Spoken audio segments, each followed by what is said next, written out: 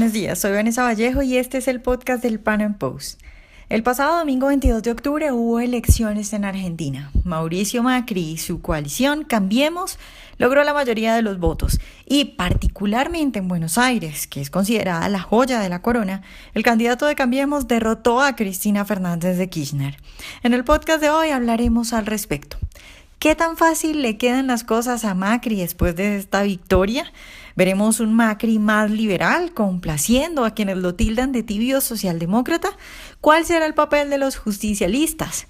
Bueno, pues estas y otras preguntas las estaremos resolviendo en nuestro podcast de hoy. Nuestro invitado es Germán Truco, él es analista político de la Fundación Libre en Argentina.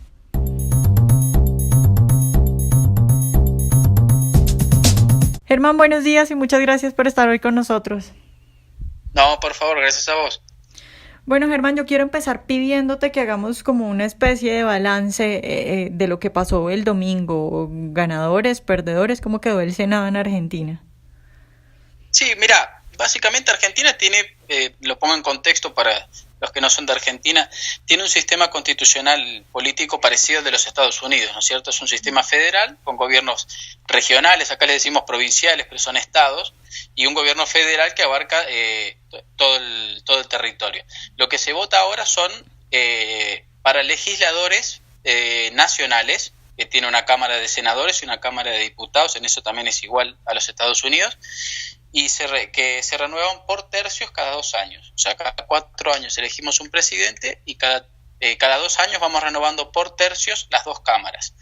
En esta elección particularmente, recordemos que hace 2 años ganó en Argentina la Alianza Cambiemos, lo que fue algo quizá histórico, que es la derrota de uno de los populismos de los gobiernos del socialismo del siglo XXI, porque Maduro sigue a los balazos pero sigue en pie, el caso de Dilma Rousseff fue más bien por juicio político, y el caso de Bolivia sigue en pie. Rafael Correa dejó un sucesor, pero no fue vencido por la oposición. Creo que lo único importante de Argentina es que hace 2 años dio un paso histórico que le ganó sin violencia y de manera democrática a un gobierno que usaba todo el aparato del Estado para hacer política, pero que quedaba totalmente fortalecido como la primera minoría de gobierno. Y ahora Argentina justamente renovaba un tercio de la Cámara Legislativa, pero a su vez también se ponía en prueba si el triunfo de la Alianza Cambiemos, que había derrotado al gobierno de Cristina Kirchner, lograba consolidar lo que había iniciado allá por el año 2015, lo cual no era nada fácil, porque antes de irse, además de que el país ya era un desastre, esta gente dejó una serie de bombas perfectamente armadas para que le exploten a lo largo de la gestión al gobierno y la gente de alguna manera se desilusione y quiera, en su gran mayoría, regresar hacia atrás. El oficialismo en este caso logró desactivar todas y cada una de las bombas con más o menos éxito. Hubo mucha campaña sucia, pero creo que en términos generales ganó en los principales distritos del país. Argentina es un país tanto en territorio bastante grande, y los principales distritos que concentran la mayor parte de la población, casi la mitad del padrón electoral, hubo un amplio triunfo de Cambiemos, quizá no en cada uno por amplios márgenes, pero si sumás todos los distritos en general, la diferencia es bastante alta. Entonces le queda ahora un Congreso que, bueno, el tercio que se pone en juego pone muy beneficioso al gobierno, pero los 2 tercios restantes que se mantienen siguen en distintos bloques opositores que no tienen una mirada muy republicana, para nada liberal en lo económico, y bastante peligrosa porque siempre están al olfato de voltear al gobierno de turno. Entonces, es un triunfo que confirma lo que se viene haciendo y que da un mensaje positivo, pero para nada se viene un camino fácil. Germán, te quiero preguntar específicamente qué papel juegan los justicialistas. ¿Apoyan a Macri o no lo apoyan? ¿O qué papel van a jugar en este periodo? Sí, mira, el justicialismo es un movimiento parecido al PRI mexicano, no es un partido ideológicamente claro. Uh-huh. Tiene distintas versiones. Una de ellas es el kirchnerismo, que jugaba, como decíamos al principio, como un integrante más del socialismo del siglo XXI, que es claramente de izquierda. Pero tiene facciones más conservadoras, facciones más de centro, todas quizá con las características de ser bastante antiliberales en lo económico.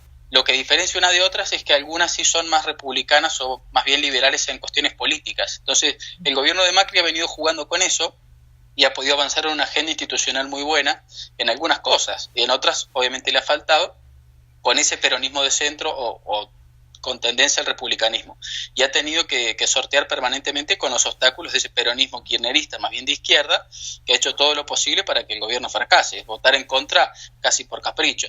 Y ahora, bueno, con esta renovación de la que te hablo, el bloque de justicialista kirchnerista de izquierda se vio muy debilitado y se vio muy fortalecido el justicialismo de centro, por lo que Cambiemos puede profundizar lo que te vengo contando. Esta agenda en lo económico va a ser gradual o lenta, porque como te digo, si bien va a ser la fuerza, justo acá tenía un par de datos para darte, mira, del nuevo Congreso de la Nación de Argentina, la Cámara de Diputados, que tiene 257 bancas, Cambiemos, o sea, el oficialismo tiene 107 ahora, tenía 86, por lo que es la fuerza con más bancas de todo el arco político.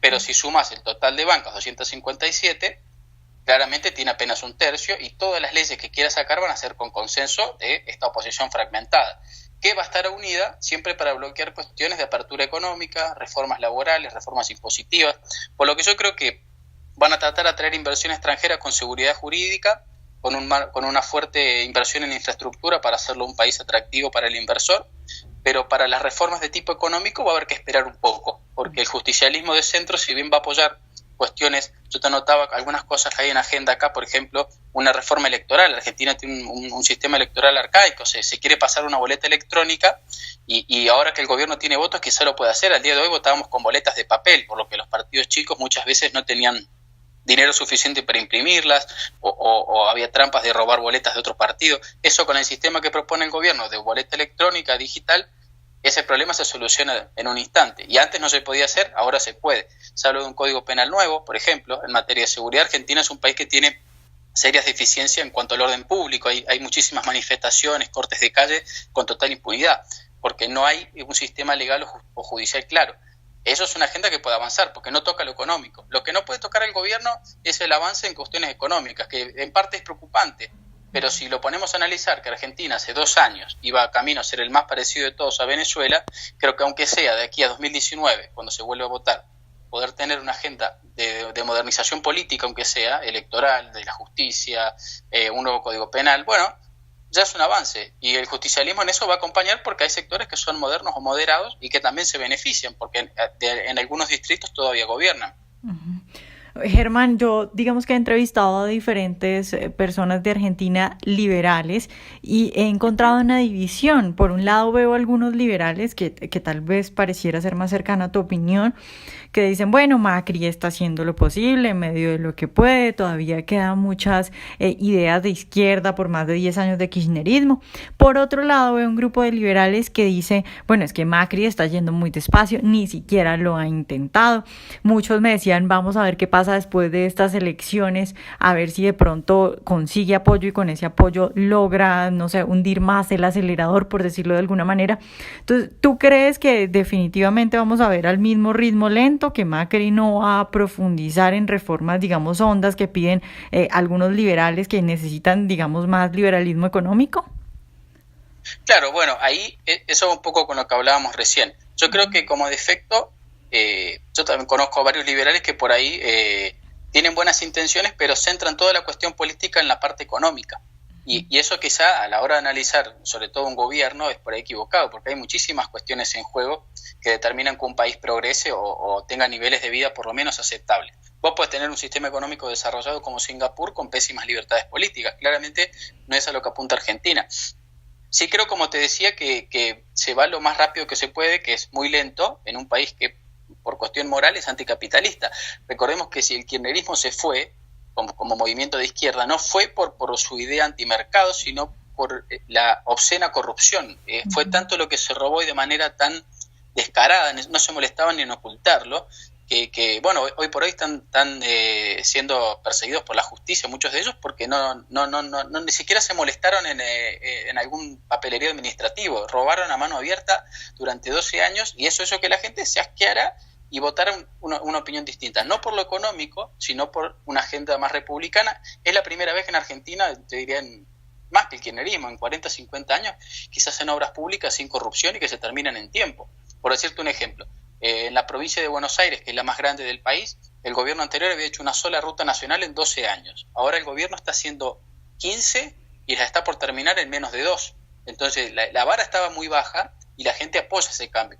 Pero si Cambiemos, o el oficialismo, intenta ir a una agenda económica como proponen los liberales, de bajar el déficit fiscal que arrancó en 7 puntos del PBI y bajarlo a 0, tenés que hacer un ajuste brutal que quizá en términos económicos, de manual, de receta, obvio que sería lo más correcto, pero socialmente Argentina es un país de mentalidad y de valores, sobre todo totalmente anticapitalistas, antimercado, con mucho miedo y prejuicio hacia todos los valores que representa o defiende el liberalismo económico, porque, bueno, no solamente el kirchnerismo, hay un adoctrinamiento escolar muy fuerte, universitario ni hablar, los periodistas también juegan un papel importante, y Cambiemos, yo creo que Argentina, si uno lo describe, tiene un fenómeno bastante raro y particular.